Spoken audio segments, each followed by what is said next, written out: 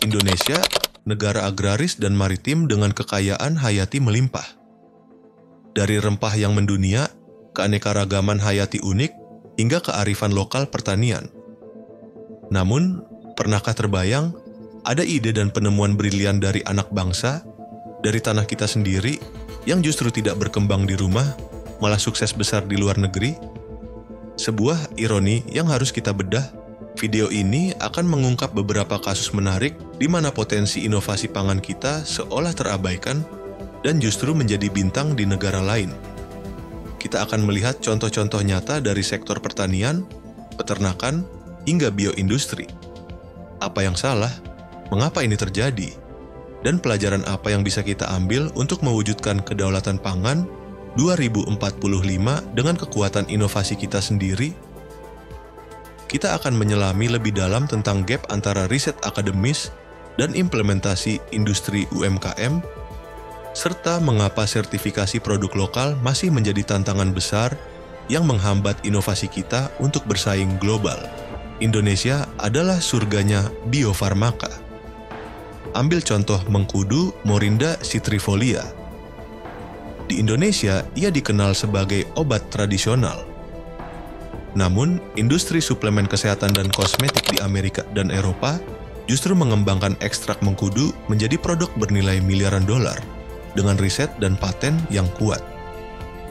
Begitu pula dengan temulawak, Curcuma santoriza, riset di luar negeri lebih gencar mengidentifikasi kurkuminoid sebagai agen antiinflamasi dan hepatoprotektif yang kemudian diproduksi massal sebagai suplemen nutrisi. Bahkan kelapa, Indonesia sebagai produsen kelapa terbesar justru sering kalah dalam nilai tambah produk olahan seperti virgin coconut oil, VCO, atau tepung kelapa dibanding negara lain yang mengembangkannya dengan teknologi dan pemasaran modern. Nilai pasar global suplemen berbasis herbal yang banyak mengandung bahan aktif dari tumbuhan tropis seperti mengkudu atau temulawak mencapai miliaran dolar Amerika setiap tahunnya. Namun, porsi Indonesia dalam rantai nilai ini masih minim, lebih banyak sebagai pemasok bahan mentah. Kita punya kearifan lokal fermentasi yang luar biasa, seperti tempe. Bagi kita, tempe adalah lauk sehari-hari.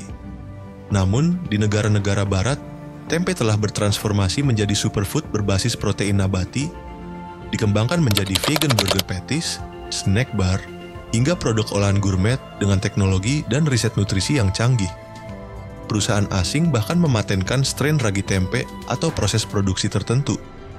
Contoh lain, nata de coco yang ditemukan di Indonesia, ini produsen di Filipina dan Thailand justru merajai pasar global sebagai bahan baku minuman dan makanan penutup yang sehat berkat inovasi proses dan skala produksi. Pasar global produk berbasis tempe di Eropa dan Amerika Serikat telah tumbuh pesat, mencapai nilai ratusan juta dolar Amerika per tahun, didorong oleh tren vegan dan makanan sehat. Brand-brand asing mendominasi pasar ini dengan produk inovatif dan kemasan modern.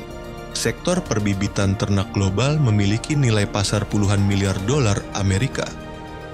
Inovasi genetik dan bioteknologi dapat menghasilkan keuntungan besar, namun Indonesia seringkali kurang berinvestasi dalam hilirisasi riset plasma nutfah lokal untuk skala komersial global. Indonesia memiliki plasma nutfah ternak lokal yang adaptif dan unik. Ambil contoh ayam kampung unggul Balit Bangtan, KUB, yang memiliki produktivitas telur lebih tinggi dari ayam kampung biasa. Riset awal di Indonesia menunjukkan potensi besar. Namun, pengembangan skala industri dan pemasaran genetikanya mungkin belum seoptimal di luar negeri, di mana perusahaan bioteknologi hewan dapat mengambil riset dasar dan mengembangkannya menjadi strain komersial dengan multiplier effect yang masif. Begitu pula dengan sapi Bali yang dikenal adaptif terhadap lingkungan tropis. Potensi genetiknya untuk ketahanan penyakit atau efisiensi pakan bisa saja menjadi objek riset dan pengembangan komersial oleh perusahaan peternakan global. Kerugian pasca panen di Indonesia masih sangat tinggi, bisa mencapai 20-40% untuk beberapa komoditas hortikultura. Banyak peneliti Indonesia telah mengembangkan prototipe teknologi pendingin portabel, pengering, atau kemasan aktif yang bisa memperpanjang umur simpan. Namun, skala pengembangan dan komersialisasi di dalam negeri sering terhambat.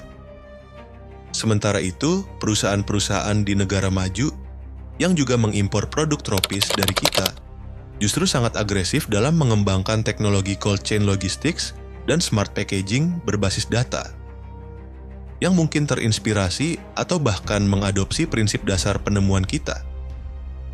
Ini bukan sekadar teknologi, tapi juga sistem logistik pangan yang efisien, menekan kerugian dan meningkatkan nilai ekonomi. Kerugian pasca panen di Indonesia diperkirakan mencapai rata-rata 15-20% untuk padi, dan bisa mencapai 20-40% untuk buah dan sayur, menyebabkan kerugian ekonomi miliaran dolar Amerika setiap tahunnya. Pasar global teknologi cold chain dan smart packaging untuk makanan diproyeksikan tumbuh pesat, dengan nilai pasar puluhan miliar dolar Amerika, didorong oleh kebutuhan untuk mengurangi limbah pangan dan meningkatkan efisiensi rantai pasok. Ada beberapa faktor kunci mengapa inovasi berharga ini sering terabaikan. Pertama, ekosistem riset dan pengembangan (R&D) kita masih lemah. Pendanaan riset di Indonesia masih relatif kecil dibandingkan negara maju. Data menunjukkan alokasi R&D dari PDB Indonesia masih di bawah 0,3%. Jauh di bawah rata-rata global, apalagi negara seperti Korea Selatan atau Cina yang mencapai 4-5%. Ini menyebabkan riset sering terhenti di tahap prototipe dan sulit masuk ke skala industri. Kedua, dan ini adalah esensi kebermanfaatan penelitian dan tujuan utama dari novelty yang belum terpenuhi, adalah adanya gap fatal antara hasil riset ilmiah oleh akademisi dengan implementasi oleh industri komersial maupun UMKM perekonomian rakyat. Banyak penemuan dan inovasi brilian hanya berakhir di jurnal ilmiah terakreditasi atau seminar. Mereka tidak turun gunung menjadi produk nyata yang diproduksi massal oleh industri besar, atau diadaptasi secara sederhana namun efektif oleh UMKM lokal. Mekanisme transfer teknologi yang lemah, kurangnya insentif bagi industri untuk berinvestasi pada riset lokal, dan minimnya kapasitas UMKM untuk menyerap teknologi baru adalah penyebab utama terputusnya rantai nilai inovasi ini. Ketiga, dan ini sangat krusial, adalah belum menjadi prioritasnya sertifikasi industri, khususnya bagi usaha menengah dan kecil. Padahal, ini adalah pintu gerbang utama menuju standarisasi kualitas dan pendorong pembuka ke pasar baru, baik ekspor ke negara lain maupun regional. Tanpa sertifikasi seperti BPOM, Halal, HACCP, atau ISO, produk UMKM kita, seberapapun inovatifnya, akan kesulitan menembus pasar modern atau global. Konsumen, baik di dalam maupun luar negeri, juga merasa terlindungi dan merasa tenang karena adanya kejelasan standar yang dikontrol oleh regulator. Ketiadaan atau kesulitan akses pada sertifikasi ini membuat produk kita kalah saing, meskipun secara intrinsik berkualitas. Keempat, tantangan regulasi, perlindungan paten, dan dukungan kebijakan yang belum maksimal. Proses paten yang rumit, mahal, atau kurangnya penegakan hukum terhadap pelanggaran paten bisa membuat peneliti enggan membagikan penemuan mereka. Selain itu, kebijakan pemerintah kadang belum sepenuhnya pro terhadap pengembangan inovasi lokal hingga skala industri, atau kurang memberikan insentif yang memadai bagi investor dan perusahaan untuk mengembangkan penemuan lokal. Setelah memahami mengapa inovasi pangan kita sering terabaikan, mari kita lihat keluar. Ada negara-negara yang, meskipun dengan tantangan atau ukuran yang berbeda, berhasil menjadikan riset dan penerapan inovasi pangan sebagai landasan penggerak ekonomi utama, bahkan penyumbang porsi besar PDB mereka, dengan efek multiplier yang eksponensial. Mereka menunjukkan bagaimana keterkaitan riset industri itu bekerja nyata. Ambil contoh Denmark. Di abad ke-19, Denmark hanyalah negara agraris miskin. Namun, mereka melakukan revolusi melalui gerakan koperasi yang kuat, didukung oleh riset ilmiah yang intensif dan pendidikan rakyat. Peran riset. Universitas dan lembaga penelitian Denmark fokus pada peningkatan genetik ternak, sapi perah, babi, pengembangan pakan efisien, dan teknologi pengolahan susu serta daging mutakhir. Riset ini bukan hanya di laboratorium, tetapi langsung diterapkan di peternakan. Model koperasi integral. Petani bergabung dalam koperasi yang mengintegrasikan seluruh rantai nilai. Dari produksi di tingkat petani, hingga pembangunan pabrik pengolahan industri berskala besar untuk susu dan daging. Produk mentah diubah menjadi mentega, keju, susu bubuk, dan daging olahan berkualitas tinggi untuk pasar global. Ekspor global. Koperasi ini juga mengurus pemasaran dan ekspor, memberikan daya tawar besar dan efisiensi logistik. Contohnya, Arla Foods dan Danish Crown adalah raksasa pangan global yang berawal dari koperasi petani. Dampak multiplier, sektor pertanian dan industri pangan ini menjadi salah satu penyumbang terbesar PDB Denmark, menciptakan lapangan kerja masif di pedesaan dan perkotaan, serta meningkatkan kesejahteraan petani secara signifikan. Mereka mengubah produk pertanian menjadi aset ekonomi nasional yang sangat berharga. Pada pertengahan abad ke-19, Denmark dilanda krisis. Impor gandum murah dari Amerika dan Rusia menjatuhkan harga produk pertanian lokal. Petani Denmark harus mencari cara bertahan hidup. Solusi yang muncul bukan dari pemerintah pusat, melainkan dari akar rumput, dipicu oleh dua kekuatan. Pendidikan rakyat, folk high schools, dipelopori oleh NFS Grundtvig. Sekolah-sekolah ini bukan mengajarkan teori pertanian semata, melainkan membentuk karakter, menumbuhkan rasa kebersamaan, dan mendorong pemikiran kritis. Petani diajarkan untuk saling percaya, bergotong royong, dan memecahkan masalah bersama. Ini menumbuhkan benih-benih koperasi. Prinsip koperasi. Petani menyadari bahwa bersatu mereka kuat. Mereka menerapkan prinsip satu orang, satu suara, demokrasi anggota, pendidikan dan pelatihan, serta kepedulian terhadap komunitas. Mereka menginvestasikan sedikit uang mereka untuk membangun pabrik pengolahan pertama secara kolektif. Relevansi dengan Indonesia. Ini sangat relevan dengan kita. Indonesia memiliki tradisi gotong royong dan koperasi yang kuat. Banyak petani kita juga menghadapi tekanan harga. Kita bisa menghidupkan kembali semangat sekolah rakyat modern melalui BUMDes atau kelompok tani Poktan sebagai pusat edukasi dan pelatihan praktis, bukan hanya untuk pertanian, tapi juga ekonomi dan kepemimpinan desa. Koperasi pertanian Denmark tidak hanya sekadar mengumpul, tapi melakukan integrasi vertikal secara penuh. Mereka mengubah paradigma dari menjual bahan mentah menjadi menguasai industri dari hulu ke hilir satu. Kepemilikan kolektif industri, petani secara kolektif memiliki dan mengelola pabrik pengolahan susu, dairy factories, dan rumah jagal, slaughterhouses, berskala besar. Ini adalah kunci. Mereka tidak menjual susu ke pabrik, tetapi susu itu milik koperasi yang dikelola oleh mereka, dan keuntungan dari pengolahan kembali ke petani. Ini menghilangkan peran perantara yang tidak produktif dan meningkatkan nilai tambah secara drastis. 2. Standarisasi kualitas dan keamanan pangan. Koperasi menerapkan standar kualitas dan keamanan pangan yang sangat ketat, jauh melampaui regulasi saat itu. Setiap tetes susu atau potongan daging dilacak dari peternakan hingga produk akhir. Ini membangun reputasi global untuk produk Denmark. 3. Investasi pada riset dan inovasi. Koperasi secara aktif mendanai riset di universitas dan lembaga independen untuk mengembangkan strain ternak unggul, pakan yang lebih efisien, teknologi pengolahan baru, dan solusi keberlanjutan. Hasil riset ini langsung diterapkan di peternakan anggotanya. 4. Pemasaran dan ekspor global. Koperasi juga mengelola pemasaran dan ekspor produk olahan mereka ke seluruh dunia. Mereka membangun brand internasional seperti Arla Foods, produk susu, dan Danish Crown, daging yang merupakan contoh raksasa industri pangan yang dimiliki oleh ribuan petani kecil. Pembagian keuntungan dan stabilitas harga. Keuntungan dari penjualan produk olahan ini dibagikan kembali kepada petani anggota dalam bentuk dividen dan harga beli yang stabil untuk bahan baku mereka. Ini memberikan pendapatan yang stabil dan jauh lebih tinggi.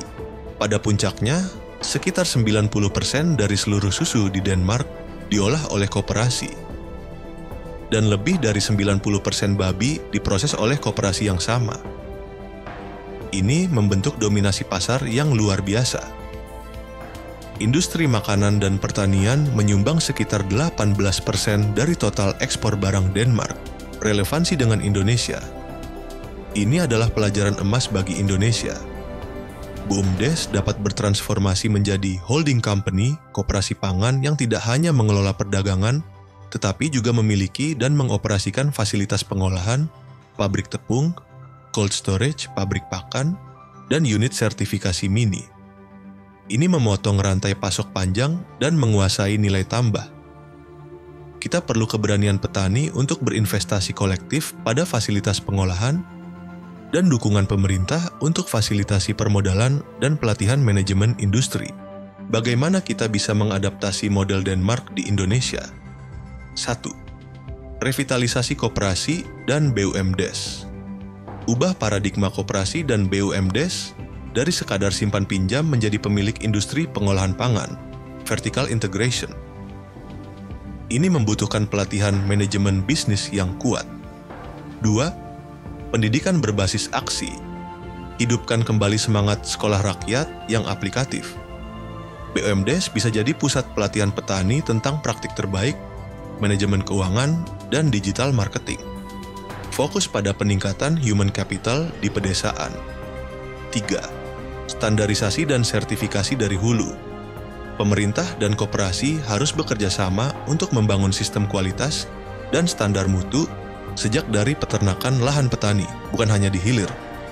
Permudah akses dan subsidi untuk sertifikasi BPOM, halal, SNI, NKV, SKP, HACCP bagi produk UMKM. 4. Riset terapan yang didanai industri lokal. Lembaga riset kita, Universitas Balitbangtan, perlu lebih aktif berkolaborasi dengan koperasi atau BUMDes untuk mengembangkan solusi spesifik yang bisa langsung diterapkan dan meningkatkan produktivitas serta nilai tambah. Koperasi bisa mengalokasikan sebagian keuntungan untuk dana riset ini. 5. Branding kolektif dan pasar ekspor. Koperasi BUMDes dapat membentuk aliansi untuk pemasaran kolektif, membangun brand bersama untuk produk pangan Indonesia di pasar nasional dan internasional. Ini meniru kekuatan brand Arla Foods dan Danish Crown. Ini adalah contoh lateral thinking, mengubah gotong royong tradisional menjadi gotong royong industri yang dimiliki dan dioperasikan oleh petani sendiri. Bukan sekadar menerima bantuan, tapi menjadi pemilik bisnis berskala industri. Kisah Denmark membuktikan bahwa kemandirian pangan dan kesejahteraan petani bisa diwujudkan bahkan dari kondisi yang sulit. Dengan semangat gotong royong yang kita miliki, ditambah strategi koperasi industri yang kuat, investasi pada riset terapan, dan komitmen pada kualitas, kita bisa membangun sektor pangan yang tangguh, berkelanjutan, dan memberikan kesejahteraan bagi seluruh masyarakat desa. Ini adalah resep nyata menuju kedaulatan pangan 2045 berbasis kekuatan kolektif kita. Lalu ada Belanda. Meskipun kecil, Belanda adalah eksportir pertanian terbesar kedua di dunia, terutama di bidang hortikultura. Keajaiban ini lahir dari investasi besar pada ilmu pengetahuan dan teknologi. Pusat riset dunia, mereka memiliki Wageningen University and Research, WUR, yang dikenal sebagai Silicon Valley of Food. WUR fokus pada riset terapan yang langsung menjawab kebutuhan industri dan pasar. Inovasi rumah kaca dan pertanian presisi. Inovasi kunci adalah pengembangan rumah kaca berteknologi tinggi yang mampu mengontrol iklim mikro, mengoptimalkan pertumbuhan tanaman sepanjang tahun dengan presisi. Mereka juga mempelopori pertanian vertikal, hidroponik, dan penggunaan robotik serta kecerdasan buatan. Efisiensi sumber daya. Dengan teknologi ini, mereka mampu memproduksi lebih banyak dengan sumber daya jauh lebih sedikit. Misalnya, untuk tomat, mereka menggunakan 90% lebih sedikit air dibandingkan pertanian tradisional. Ekosistem industri pendukung. Di sekitar riset ini tumbuh ekosistem industri yang kuat, produsen teknologi rumah kaca, perusahaan bioteknologi benih, hingga penyedia sistem irigasi canggih. Kontribusi PDB dan ekspor teknologi. Sektor ini tidak hanya menyumbang besar pada PDB Belanda, tetapi juga menjadi eksportir global teknologi pertanian dan keahlian, know-how. Mereka menjual solusi, bukan hanya produk. Jika Denmark menunjukkan kekuatan gotong royong dan pengolahan, maka Belanda menawarkan sebuah keajaiban teknologi. Bayangkan, sebuah negara kecil dengan luas daratan kurang dari sepertiga Pulau Jawa dan tantangan iklim non-tropis mampu menjadi eksportir pertanian terbesar kedua di dunia setelah Amerika Serikat. Mereka tidak punya lahan luas seperti kita, tapi mereka punya otak dan teknologi. Bagaimana Belanda mengubah keterbatasan menjadi kekuatan pangan global melalui agroteknologi dan pertanian presisi? Ini adalah resep yang sangat relevan untuk Indonesia yang menghadapi tekanan alih fungsi lahan dan tuntutan produktivitas tinggi. Keajaiban Belanda dimulai dari komitmen pada ilmu pengetahuan. Mereka membangun Wageningen University and Research, WUR IASKEA, yang sering disebut sebagai Silicon Valley of Food. WUR bukan sekadar universitas, melainkan pusat riset, pendidikan, dan inovasi yang terintegrasi penuh dengan industri. Riset terapan, WUR fokus pada riset yang sangat aplikatif, menjawab tantangan nyata industri pertanian dan pangan. Mereka mengembangkan benih unggul, teknologi sensor, robotika, hingga metode budidaya yang efisien. Dukungan pemerintah. Pemerintah Belanda memiliki visi jangka panjang dan berinvestasi besar dalam R&D pertanian. Data menunjukkan, Belanda mengalokasikan sekitar 2-2,5% dari PDB-nya untuk R&D secara keseluruhan, dengan porsi signifikan di sektor agri-food. Kebijakan ini menciptakan lingkungan yang kondusif bagi inovasi, kolaborasi industri. Perusahaan-perusahaan agritech, baik besar maupun kecil, berkolaborasi erat dengan WIUR, mendanai riset, dan menerapkan hasilnya secara langsung. Ini menciptakan siklus inovasi yang cepat. Riset melahirkan teknologi, teknologi diaplikasikan industri, dan umpan balik dari industri kembali ke riset. Indonesia memiliki banyak universitas pertanian dan lembaga riset. Kita bisa meniru model WUR dengan memperkuat fokus pada riset terapan, mengalokasikan anggaran R&D yang lebih besar, dan mendorong kolaborasi yang lebih erat antara akademisi, industri, dan pemerintah. IPB, UGM, dan lembaga riset kita bisa menjadi Wageningen-nya Indonesia jika diberikan dukungan ekosistem yang sama. Belanda dengan luas hanya 41.543 km persegi berhasil mengekspor produk pertanian senilai lebih dari 120 miliar euro pada tahun 2023, menjadikannya eksportir pertanian terbesar kedua di dunia. Untuk tomat saja, mereka memproduksi lebih dari 600 juta kilogram per tahun di rumah kaca. Relevansi dengan Indonesia. Kita memiliki iklim tropis yang melimpah cahaya matahari, namun juga tantangan musim hujan, hama, dan lahan yang semakin sempit. Teknologi rumah kaca modern dan pertanian presisi bisa menjadi solusi untuk meningkatkan produktivitas komoditas bernilai tinggi seperti hortikultura dan buah-buahan, mengurangi food loss, dan menghemat sumber daya. Bayangkan jika setiap badan usaha milik desa memiliki unit rumah kaca cerdas atau petaninya dibekali sensor presisi. Inti dari keajaiban Belanda adalah Controlled Environment Agriculture, CEA, atau pertanian di lingkungan terkendali, terutama di dalam rumah kaca berteknologi tinggi. Optimalisasi mikroiklim. Di dalam rumah kaca ini, setiap faktor pertumbuhan dikontrol secara presisi. Suhu, kelembaban, level CO2, nutrisi, hingga pencahayaan menggunakan lampu LED khusus. Ini memungkinkan produksi sepanjang tahun, terlepas dari kondisi cuaca luar. Pertanian presisi berbasis data, ribuan sensor mengumpulkan data tentang tanah, tanaman, dan lingkungan. Data ini dianalisis oleh kecerdasan buatan, AI, untuk memberikan rekomendasi optimal mengenai irigasi, pemupukan, dan bahkan saat panen.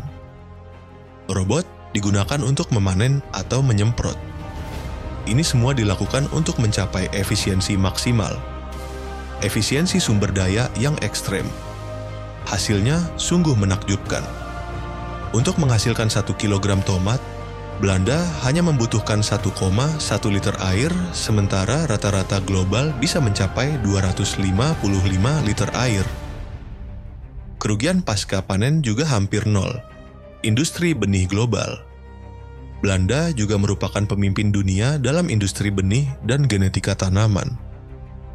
Mereka mengembangkan varietas yang tidak hanya berproduktivitas tinggi, tetapi juga tahan penyakit dan adaptif terhadap kondisi tertentu. Ini adalah fondasi penting untuk pertanian berkelanjutan. Prinsip ekonomi sirkular. Mereka juga menerapkan prinsip ekonomi sirkular. Air didaur ulang, panas sisa dari industri lain digunakan untuk menghangatkan rumah kaca, dan limbah pertanian dikelola untuk menjadi energi atau pupuk. Bagaimana kita mengadaptasi keajaiban agroteknologi Belanda untuk kondisi Indonesia? 1. Pilot proyek pertanian cerdas, smart farming di skala desa. Mulai dengan pilot proyek pembangunan rumah kaca modern atau penerapan sensor pertanian di BUMDes yang strategis. Pemerintah dapat memberikan subsidi dan pendampingan untuk teknologi ini.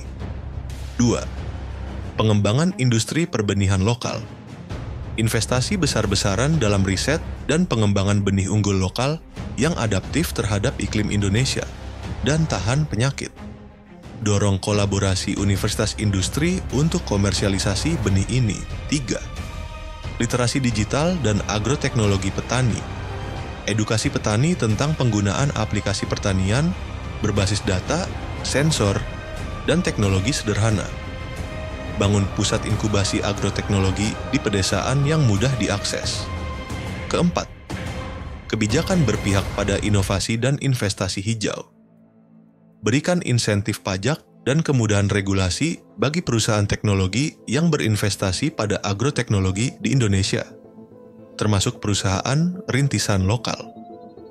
Dorong investasi pada infrastruktur cold chain dan logistik yang efisien.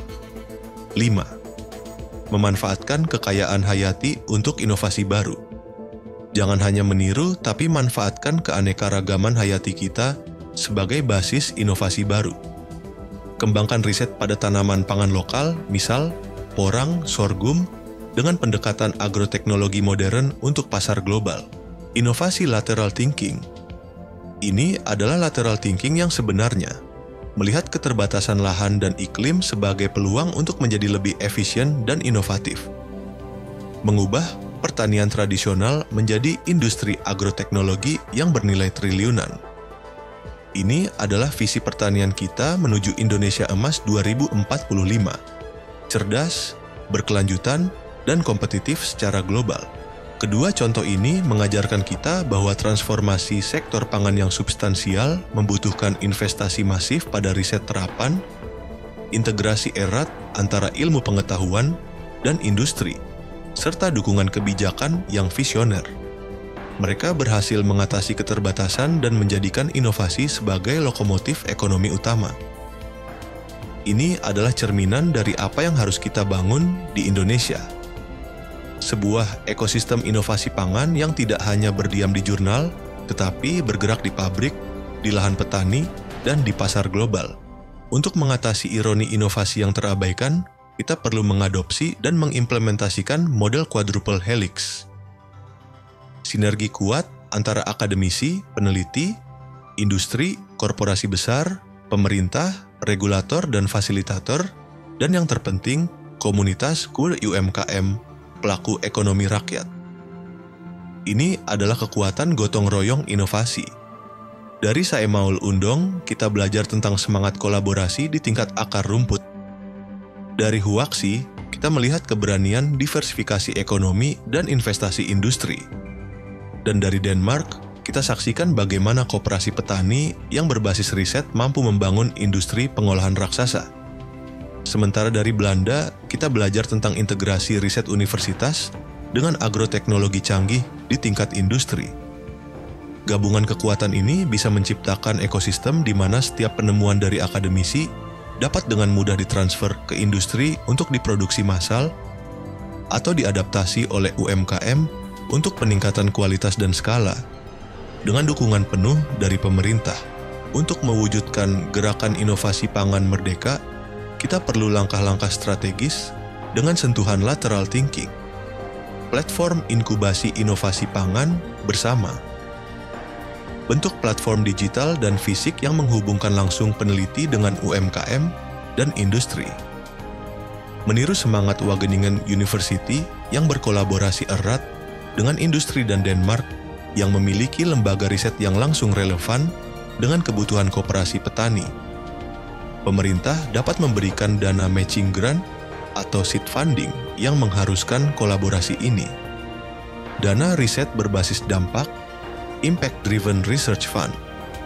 Alihkan fokus pendanaan riset dari hanya publikasi jurnal ke penelitian yang memiliki roadmap jelas menuju komersialisasi atau adopsi UMKM dengan indikator multiplier effect yang terukur. Ini adalah inti model Denmark dan Belanda, di mana riset didanai karena dampak ekonominya. Program akselerasi sertifikasi UMKM prioritaskan dan fasilitasi secara agresif program sertifikasi BPOM, Halal, SNI, HACCP bagi UMKM pangan. Pemerintah dapat memberikan subsidi, pendampingan teknis, dan mempercepat proses birokrasi, menjadikan sertifikasi sebagai standar wajib namun mudah diakses. Ini krusial untuk meniru standar kualitas global yang memungkinkan Denmark dan Belanda merajai pasar ekspor. Insentif industri untuk adopsi inovasi lokal. Berikan insentif pajak atau kemudahan regulasi bagi industri besar yang berinvestasi pada riset dan pengembangan inovasi pangan dari akademisi atau UMKM lokal. Menciptakan ekosistem industri pendukung, seperti yang ada di Belanda untuk agroteknologi. Branding nasional Made in Indonesia, inovasi pangan dunia.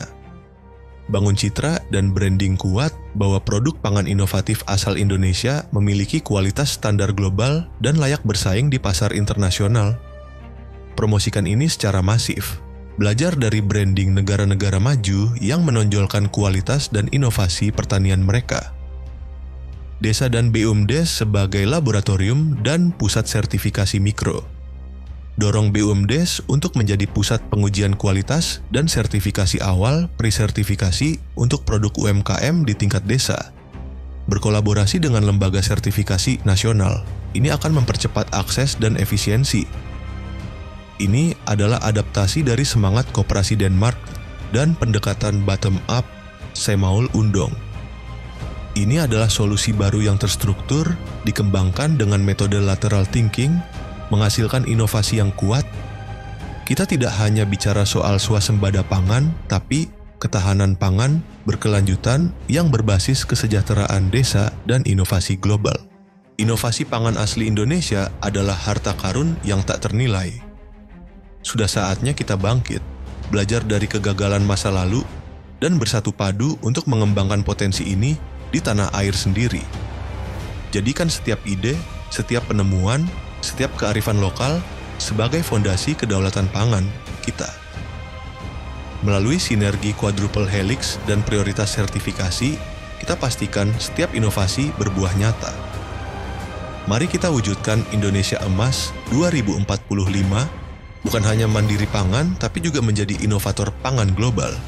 Jadilah bagian dari gerakan ini.